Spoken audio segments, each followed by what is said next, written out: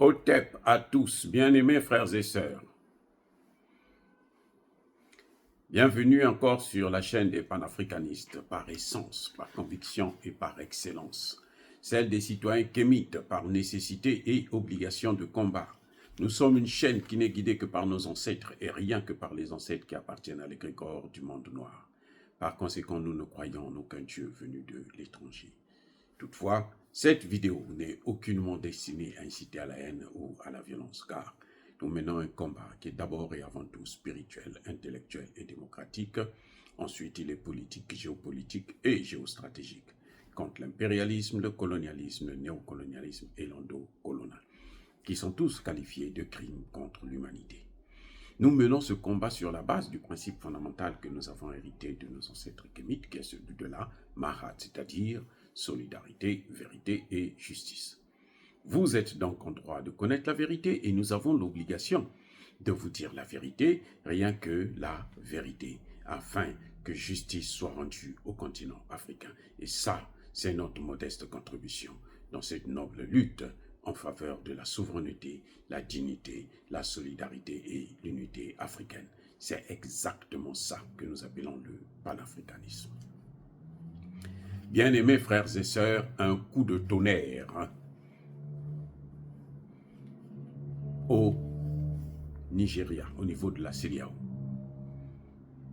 Bola Tinubu décide, envisage de lever les sanctions contre le Niger. Eh oui, il veut tout annuler. Plus de sanctions, on n'en veut plus. On n'en veut plus. Les sanctions qui ont fait mal au Niger, qui a tué des gens au Niger, parce que Bola Tinubu a coupé l'électricité qu'il vendait au Niger, sachant que le Niger ne peut pas se retourner immédiatement pour trouver un autre partenaire qui va lui vendre l'électricité. Il l'a fait sans préavis. Eh oui, sans préavis. Donc les hôpitaux, il y a eu des morts. Les sanctions étaient tellement dures. D'abord, la fermeture des frontières. Il y avait la suspension de toutes les transactions économiques et commerciales, y compris les médicaments. Même les médicaments ne devraient pas rentrer au Niger. Je répète, vous n'avez pas bien compris. Même les médicaments ne devraient pas rentrer au Niger. Et puis encore, le gel des avoirs. L'argent du Niger a été bloqué. Et vous savez quoi? Ces sanctions ont été soutenues par l'Union africaine. Non, attendez. Ces sanctions ont été soutenues par l'Union africaine. L'Union africaine aussi a soutenu qu'on massacre, qu'on tue les populations nigériennes. Ça, on appelle ça, vous savez comment on appelle ça? Un génocide. L'Union africaine a été complice d'un génocide. C'est ça. Mais maintenant, qu'est-ce qui se passe?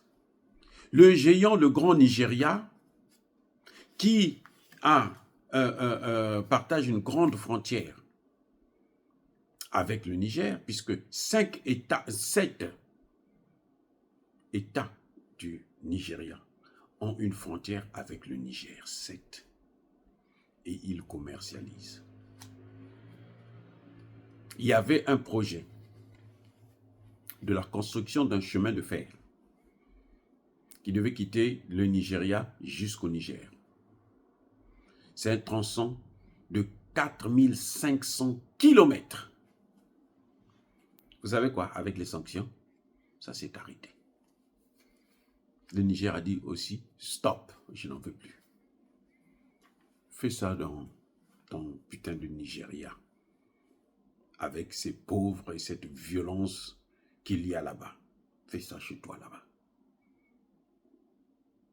et ça commence à peser sur le Nigeria. C'est le chemin de fer qui va de Kano au Nigeria jusqu'à Marodi. Des investissements qui sont allés en fumée. On a jeté par l'argent jeté par la fenêtre. Le Niger, en réponse, bloque aussi le pipeline qui va du Nigeria à l'Algérie en passant par le Niger. Le Niger bloque. Le Nigeria est obligé de contourner le Niger. Et ce sera plus lent et plus coûteux, alors qu'ils avaient déjà fait des investissements. Les gars, ce n'est pas pour rien qu'ils veulent lever les sanctions. Ce n'est pas pour rien. Ce n'est pas pour rien. Ce sont des voyous, ce sont des imbéciles, parce qu'ils ont pris des sanctions qui se retournent maintenant contre eux-mêmes. Vous voyez Patrick Talon aller pleurnicher par-ci, par-là. Non, moi je demande, il demande des conseils aux journalistes. Qu'est-ce que vous me conseillez? Qu'est-ce que je dois faire? Son orgueil est maintenant à ses talents. Eh oui, c'est incroyable. Vous savez, il y a le commerce est très développé entre le Nigeria et le Niger. Quand on a fermé les frontières, il y a eu des milliers de camions. Ce que vous avez vu là, à la frontière avec le Bénin, c'est ce qu'il y a eu à la frontière avec le Nigeria. Bon, maintenant, posez-moi la question. Qui a souffert de ces sanctions? Est-ce que c'est seulement le Nigeria? Non. Plutôt, le Niger a perdu beaucoup de marchandises, surtout celles qui étaient périssables. Il les a tout perdues. Mais les commerçants du Nigeria, ils ont perdu la clientèle. Ceux qui travaillaient, ils ont perdu le boulot. Exactement ce qui s'est passé avec le Bénin, c'est ce qui est en train de se passer actuellement au Nigeria. Le Nigeria est obligé de faire appel à Poutine pour demander à Poutine de parler à ces gens-là pour qu'ils puissent lever aussi les sanctions. Parce que le Niger a aussi pris des sanctions contre le Nigeria et contre le Bénin. C'est ça qu'on ne comprend pas, qu'on ne dit pas. Récemment, le Niger a interdit le survol de son territoire. Il a interdit à tout avion commercial d'aller au Nigeria, à partir du Niger, ou du Nigeria venir au Niger. Ce n'est pas le Nigeria qui a pris cette sanction. C'est le Niger qui a pris la sanction. Le Niger a frappé là où ça fait mal. C'est pour ça que vous voyez cette histoire de sanctions, de lever des sanctions. Eh oui, c'est ça le problème. Cette histoire de lever des sanctions, c'est ça. Les amis, vous savez, ce que j'aime, ce que j'adore avec Tiani, c'est que, alors, il a cette façon-là de frapper exactement à des points très sensibles. Vous savez ce qu'il a fait avec la France? La France a exploité plus de 4500 tonnes d'uranium par an.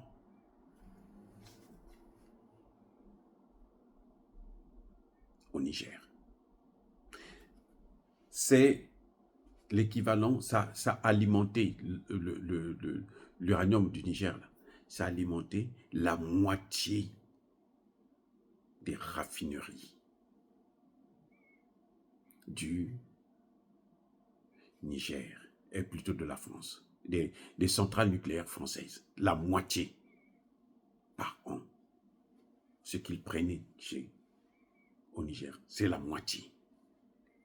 Eh bien, la France pouvait maintenant vendre l'électricité, vendre l'uranium, puisqu'elle en avait gratuitement, c'est pour elle. Le Niger a frappé là. Il a appuyé sur le frein. Il dit stop maintenant. You not going anywhere. Finish. Voilà le problème. Donc la CEDEAO ne le fait pas parce qu'elle a compris la leçon. Non, elle n'a rien compris. Sinon, elle allait parler d'abord à Alassane Ouattara qu'arrête de faire ton cinéma, d'expulser les ressortissants de l'AES.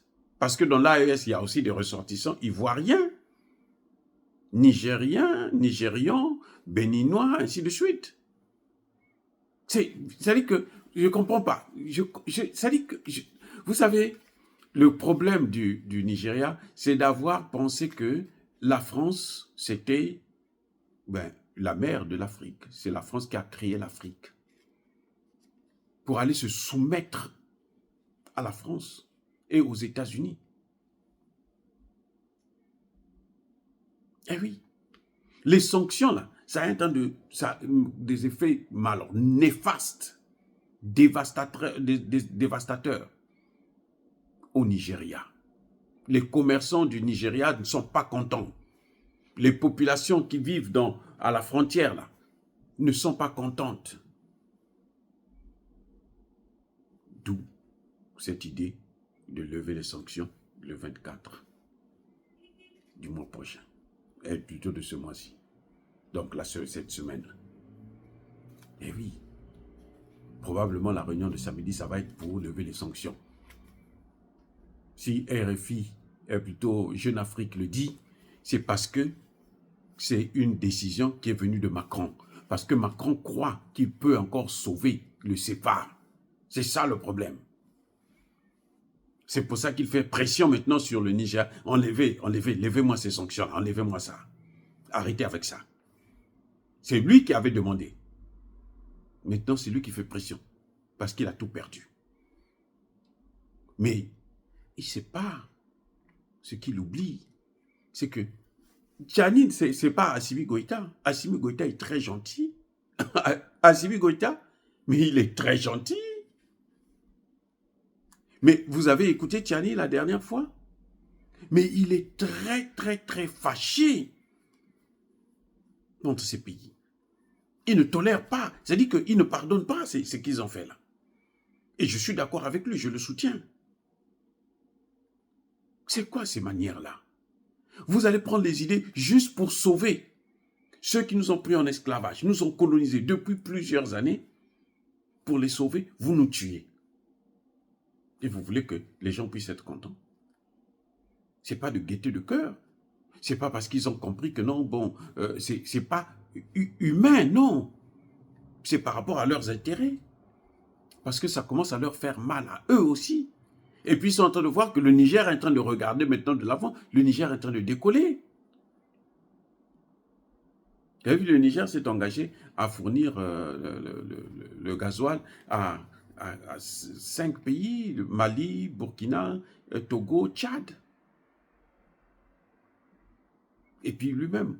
Donc, il veut maintenant raffiner carrément son pétrole.